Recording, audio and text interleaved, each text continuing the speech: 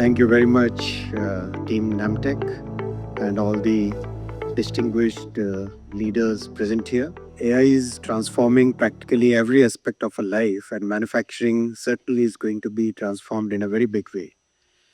In fact, what we call AI today started primarily in the manufacturing and the industrial sector way back in the early 2000s.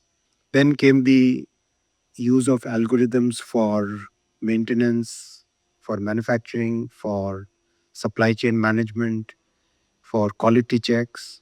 And all those algorithms really made a huge difference in productivity across different sectors, whether it is transportation, energy, um, any different types of manufacturing.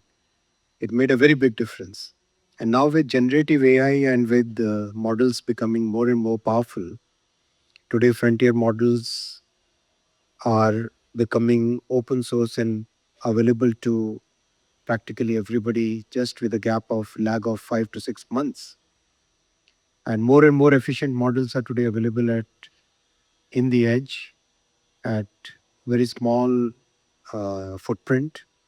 With that kind of change which is happening, it's now possible to put a model in a specific machine, train it for that particular machine, get the actual reliability and the productivity gains which are required from one particular machine.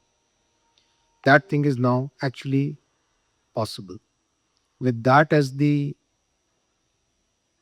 theme which is unfolding before us, with that as the development which is happening in front of us, we have a huge potential to come up with new solutions.